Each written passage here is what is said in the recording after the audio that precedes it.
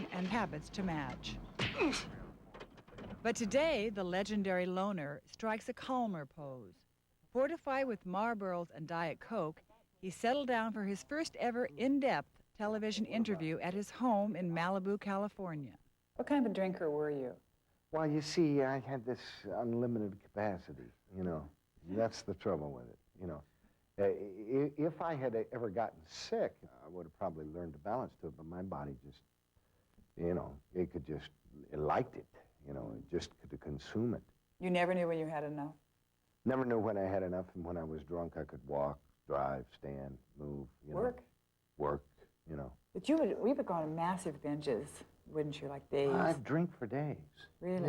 Yeah. When you drink for days like that, do you not realize that it's days, or how does that work? How did you feel about it? It started out as a spiritual experience, yeah. Nick Nolte started out in Nebraska, the only son of a 6'6" former college football player who sold farm equipment and moved his family around the Midwest. Because of World War II, Nolte did not see his father until he was 3. His mother was a rebellious career woman who worked as a sportswear buyer. When I was a kid, I was taught to be rough, stand up, you know, not show your vulnerability, not to cry. The rage was there to begin with, the anger at this role that I had to play, you know. Nolte's rebellion landed him in serious trouble at the age of 21 when he was arrested for selling counterfeit draft cards and convicted of a felony. Years later, he would use that incident from his life to write a scene for his role as a derelict in Down and Out in Beverly Hills. I was pretty active politically in the 60s. Sold some draft cards. They nailed me for counterfeit government documents. They gave me 45 years and a $75,000 fine. Suspended and put me under the Youth Correction Act. I was a felon, but I got in acting.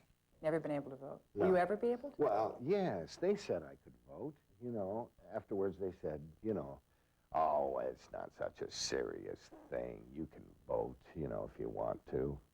But I just took them at their word. I won't vote. Nolte started to act at the age of 22 and spent the next 10 years in small theaters across the country, seeking out the best plays of the time. You had never, ever in your life thought you were going to be an actor? No, I had no idea whatsoever, but I saw a play, you know. I saw a play, I saw Arthur Miller, All My Sons, and I thought, this is not only a great piece of literature, not only can you watch it, you can participate in it, you know. And I saw it really as a way to be at home. With yourself? Yeah, with yourself. With myself, because I could take an introverted nature that was very uncomfortable in social situations and in the world and be at home. I don't know anybody else who has a career like yours that did that really, in a sense, did a classical English repertory career. Yeah, well, it made no sense to me whatsoever to go to New York and L.A. and go to classes in Carrie Spears. The real joy of the work, for me, is the research, because this is where you get to go back and go through the author's process of how he put it together. That's why I used to write out the plays in longhand, so I would slow down enough to appreciate every word and why he chose that word. But it was television, not the stage, that brought Nolte national fame when he starred in the 1976 miniseries Rich Man, Poor Man. I forgot the soap. Soap? I hope you like sandalwood. Though Nolte's acting career took off, his personal life fell apart. One divorce, one palimony suit, drugs and drunken escapades up and down the Sunset Strip. Even family tragedy was doused in alcohol. When his father, an amputee, was dying, Nolte rushed to his hospital room. But by the time he and his family had arrived, it was too late, and his father's belongings had already been packed. And we didn't make it. We got there late. We got typical situation. We got an old suitcase and a wooden leg. That's what they gave you afterwards? Yeah, that's what they gave me afterwards. So we all got in the car and we hauled down to Santa Fe. And we were up in the room. And I said, let's go to the bar. And I think my mom said, you can't do that. Your father's just died. And I said, yeah, hell, we can't. I'm going down to the bar. I need a drink. Pretty soon my sister showed up. Then my mother showed up. And we got plotzed for a week. And then we proceeded on down towards Phoenix, and somewhere between Santa Fe and Phoenix, we lost the wooden leg. We don't know. We don't know where it is. This is tragedy. This is real tragedy. Also comedy. My sister still thinks that I have it. She, to this day, doesn't believe that the wooden leg is gone. In 1989, Nolte walked into his first meeting of Alcoholics Anonymous. Why did you quit drinking? Because I had my fill, and just wore it out, you know. When did you know that moment? Can you recall the moment? You know, when I was on the floor, you know, when finally it just stops working, you know. The bottom for me was not out in public or anything, it was just privately. I find myself drinking by myself, and stuff like that, then, you know. And that's where, you know, when you get off the floor, it's a brand new world. Nolte's new world has produced his best work yet, and he's joined the ranks of Hollywood's biggest male stars. In 1991, when he portrayed Tom Wingo in Prince of Tides, he broke the rules about what leading men could do on screen.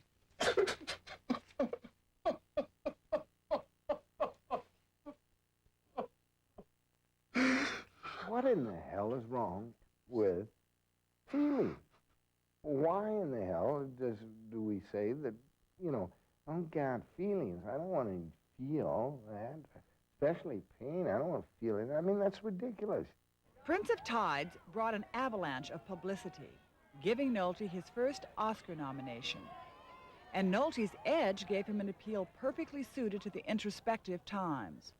Older, wiser, and sober, he was proclaimed a born-again sex symbol. About being the sexiest man alive. It's It's an awesome responsibility. No, I wouldn't think so. I think whoever coined that phrase. People magazine crowned you that. Well, you know, it's quite amusing, but it's ridiculous to be 51 and be called the sexiest man alive. You know, somebody's got a twisted sense of proportion here, perspective. The sexiest man alive has been married 3 times. His current wife, Rebecca Linger, is the mother of his only son. Their 9-year marriage has already survived 1 separation. I don't buy this one man, one woman for life unto death. So why get married? Because a lot of it was just responsive. You know, once you have a relationship, I always turned to the woman and said, does this mean we have to get married now? Will this be your last marriage? Oh, who knows? You know, I don't know. I have no idea. Well, do you think that love is ultimately a tragic trip? Well, I think the romantic love is destined to change, you know, that you cannot stay head over heels in love. It's not a sustainable state. So how do you sustain a relationship with somebody you like over the years? Well, I think a relationship is an entirely different thing than love. Oh, it is? Yeah.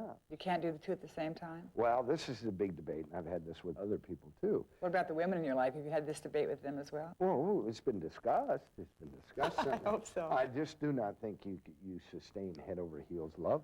But I think you have to, isn't the idea that you have to then make no, the relationship go someplace else? You're going to tell me that your first love infatuation is a sustainable state? No, but then if you're that attracted to the person, you make it grow into something, you force it. Okay, then what does it grow into? Well, it grows into the next stage. Which is? It can be different for every friends, I guess. Friends, respect, They may be friends loyalty. without passion. The question is, can you live without passion in your life, right? Well, I don't think so. But I mean, I don't think you have to, I don't think passion has to be strictly obligated to a relationship between a man and a woman. You can find passion in other things, too.